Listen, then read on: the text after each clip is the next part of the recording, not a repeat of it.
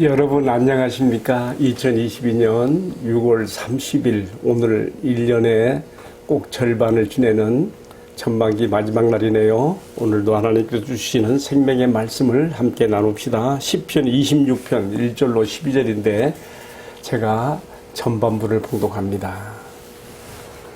내가 나의 완전함에 행하여 싸우며 흔들리지 아니하고 여호와를 의지하여 싸우니 여호와여 나를 판단하소서.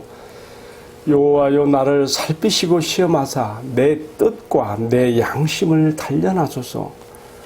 주의 인자하심이 내 목전에 있나이다. 내가 주의 진리 중에 행하여 허망한 사람과 같이 앉지 아니하여 싸우니 간사한 자와 동행하지도 아니하리이다.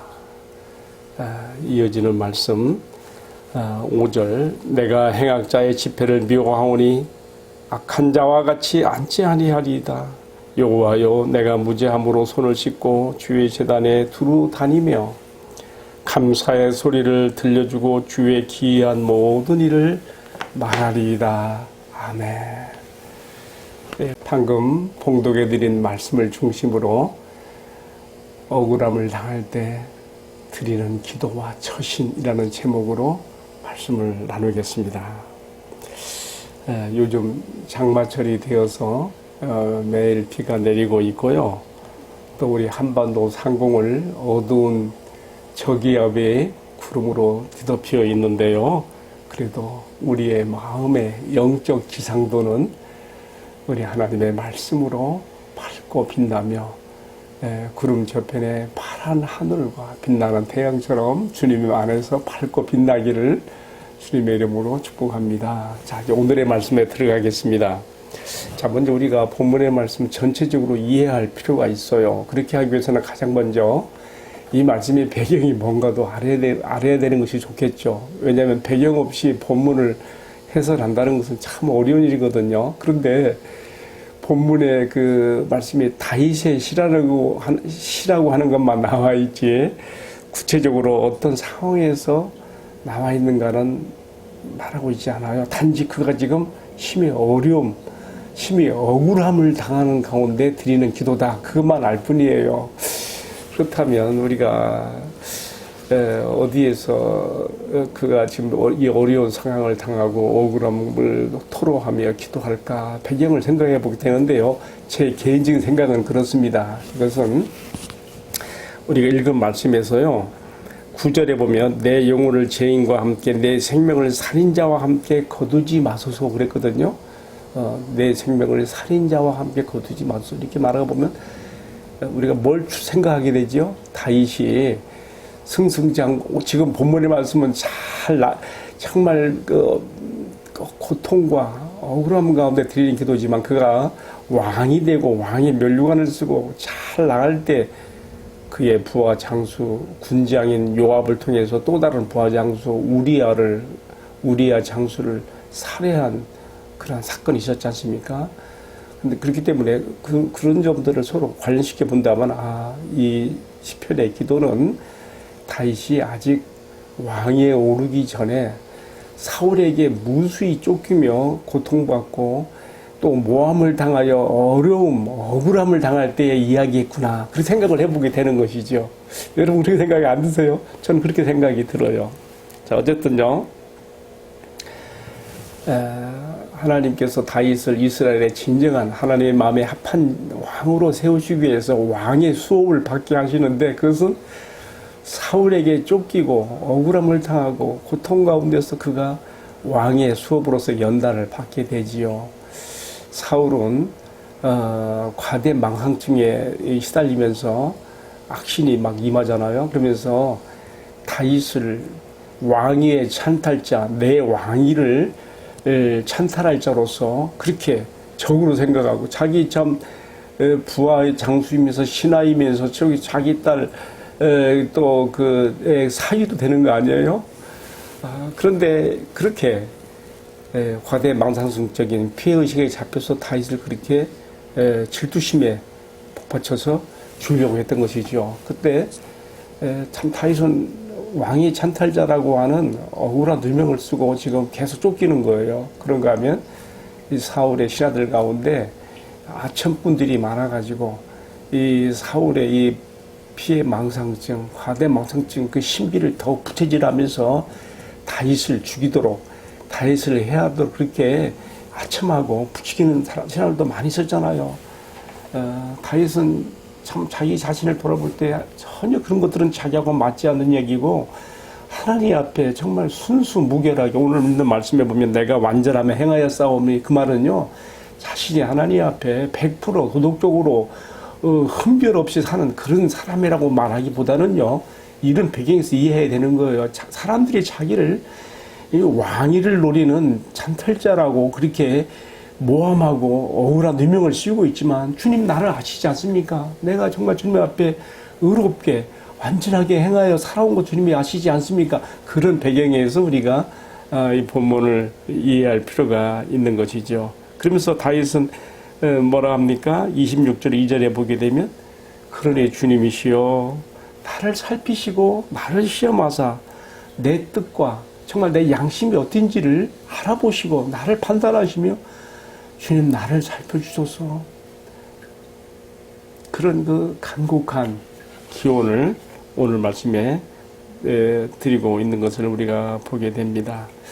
여기서 이제 다윗은 한 걸음 더 나가서 자기가 비록 지금 이렇게 억울한 누명을 쓰고 왕의 찬탈자의 그러한 모함을 받으며 이렇게 참 억울한 누명 가운데 고통을 받고 있지만은, 그는 하나님 앞에 변함없이 자신이 지금까지 살아왔던 것처럼 바르고 의롭게 살아갈 것을 결심합니다. 그래서 4절과 5절 말씀에서는요, 나는 지금 사울왕 앞에서 아첨하며 그렇게 자신의 어떤 득을 보고자 그렇게 사악하게 하는 사람들처럼 내가 그런 자들의 동료가 되지 않겠다고 하며, 그런 자들의 자리에 함께 앉지 않겠다고 하는, 또 그들의 집회와 모의를 나는 미워하고 싫어한다고 하는 그런 고백을 하고 있으며, 또 6절과 7절 말씀에서는요, 뭐라 했습니까? 자신이 지금까지 주님을 섬겨온 것처럼 평상심을 잃지 않고 정결한 가운데 더욱 정결하게, 여기 이렇게 표현했어요. 내가 무죄함으로 손을 씻고 주의 재단에 두루 다니며. 여러분, 제사장들이 하나님 앞에 나가 섬길 때에 물두멍에서 수족을 씻고 나가지 않았습니까? 그런 지금 관련성을 마음에 가지면서 내가 하나님 앞에 의롭고 바르게 살아간 가운데 더욱더 이런 상황에서도 내가 마음이 낙심되고 나도 탈선하게 되는 것이 아니라 더욱 주님 앞에 정결함으로 살아갈 뿐만 아니라 주님 중심으로, 주의 재단 중심으로 살며, 또 주의 백성들에게 주님 앞에 감사를 드리며 또 주의 기이한 행적을 말하는 자로서 살리라 하는 자기 어떤 그 결심 내지는 서원을 이렇게 표현하고 있는 것입니다. 이어지는 8절부터 12절까지에서의 내용은요, 주님께서 이러한 자신을 알아주시고 또 내 생명을 악인들의 준과 같이 그렇게 헛되게 하지 않으시며 나를 성령하시고 은혜를 베풀어 주시기를 기도하면서요, 그리고 주님께서 반드시 이 기도에 대해서 응답하여 주실 것을 확신하면서 마지막 구절을 이렇게 마칩니다. 내 발이 평탄한 데 섰사오니 무리 가운데에서 여호와를 송축하리이다. 아멘. 여러분, 제가 지금 간략하게 말씀드린 이 내용들이 오늘 본문의 말씀의 배경과 또 흐름입니다. 자, 이제 적용에 들어가야 되겠습니다. 어떻게 적용해야 될까요? 성도가 억울함을 당할 때 어떤 기도를 드려야 되며 어떤 처신을 해야 되는가? 우리가 다윗의 기도와 그의 처신에서 배우게 됩니다. 사실 우리가 살아가는 인생살이에서 또 우리 주변에서 이런 일들을 많이 봅니다. 우리나라 역사만 보더라도 그래요. 과거에 사색당파에 그렇게 서로 싸우고 갈라치기 하면서 할 때 억울한 누명을 뒤집어 씌워서 귀양 보내고 살해하고 막 그런 일들이 우리 역사에 얼마나 많습니까?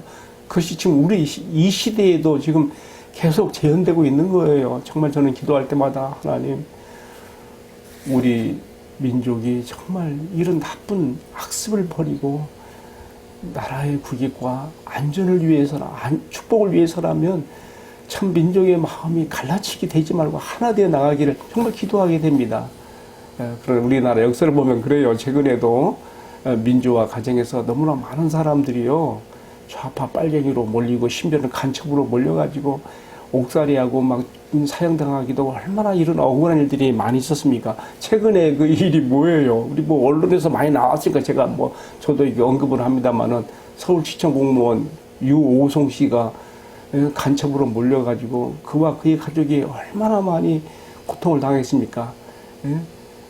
검찰이 이 국정원과 말이죠, 모의해서 말이죠, 없는 서류도 조작해서 막 만들어내가지고 그렇게 몰고 왔던 거 아니에요?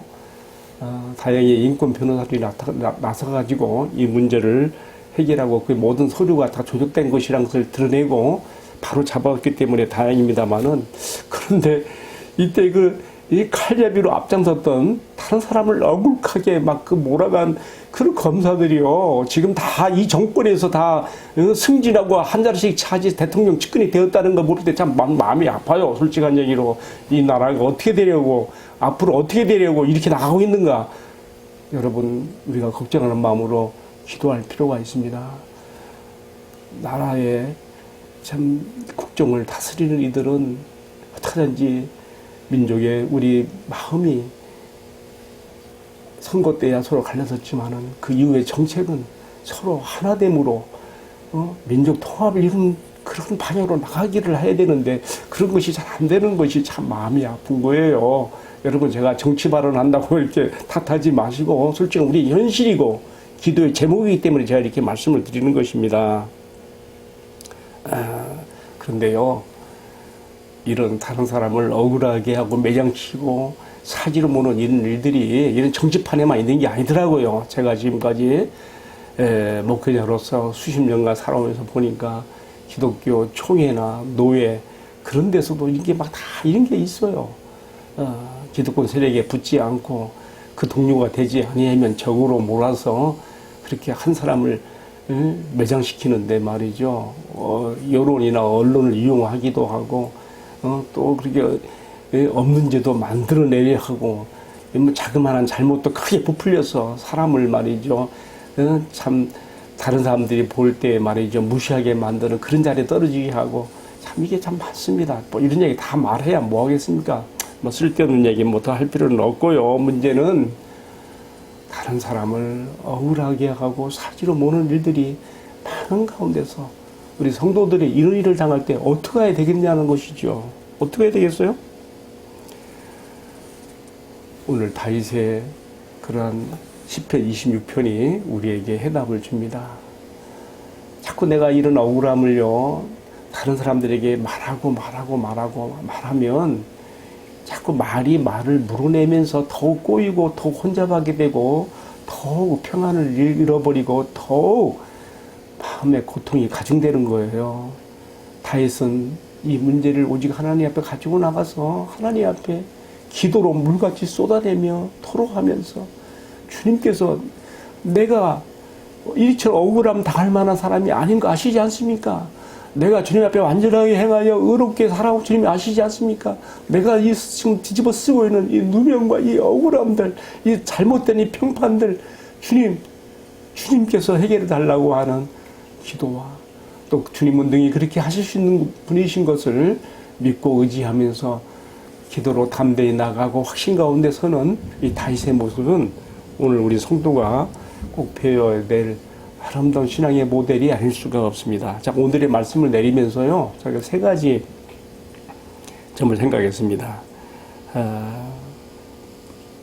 성도가 억울함을 당하고 고난을 당할 때 어떨 것인가. 첫 번째로는요, 다윗이 지금 오늘 말씀 4, 5절에서 말한 것처럼 이럴 때 내가 이러한 그 어려움을 벗어나기 위해서 악한 자의 동료에 내가 편승하고 그들의 자리에 함께 앉으며 그들 편에 그들의 동료가 되는 것이 아니라 이럴 때일수록 더욱 자신을 지켜야 한다는 것과, 두 번째는요, 6절과 7절에 나오죠. 내가 평상심을 잃지 않는 게 중요해요. 그리고 내가 무죄함으로 손을 씻고 지금까지도 내가 하나님 앞에 의롭고 바르게 살아왔다면 더욱 정결함으로 자신을 단정하고 돌아보는 기회가 되며, 그리고 주님 중심, 주님 재단 중심으로 살 것을 가리키고 있고요.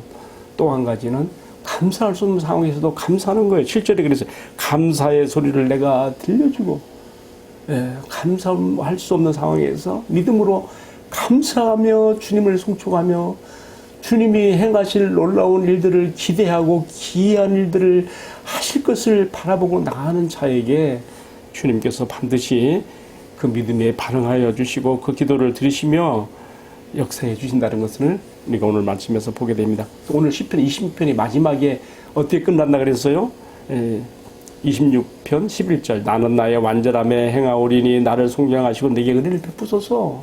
지금까지도 내가 다른 사람들이 나를 누명씌우고 억울하게 만드는 그런 죄인의 그런 자리로 나를 몰고 있지만, 그러나 주님은 아십니다. 내가 지금까지 주님 앞에 살아온 것처럼 완전함에 행하게 싸우며 이런 나를 주님, 혹시 주님 앞에 내가 흠결이 있다면 이런 나를 속량해 주시고 은혜를 베풀어 달라고 하면서 또 한 가지 분명한 건 마지막 12절에 나오죠.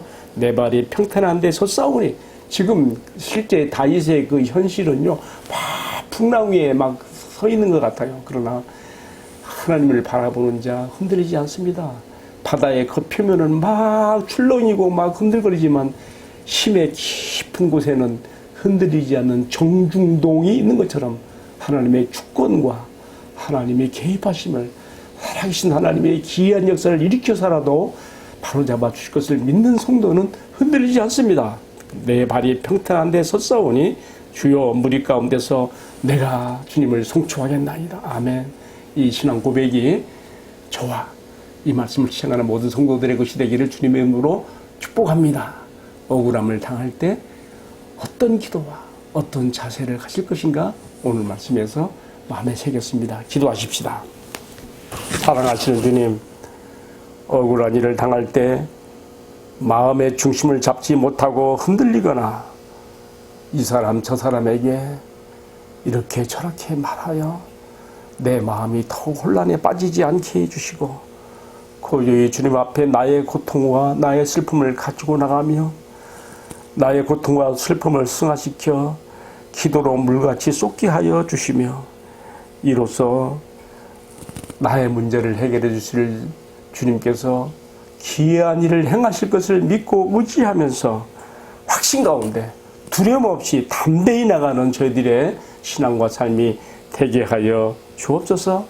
이로써 이 모든 것이 살아계신 주님을 특별하게 체험하는 기회가 되도록 은혜를 베풀어 주옵소서. 이 모든 말씀을 존귀하신 우리 주님 예수 그리스도의 이름으로 간절히 기도 올리옵나이다. 아멘. 예, 마쳤습니다. 감사합니다.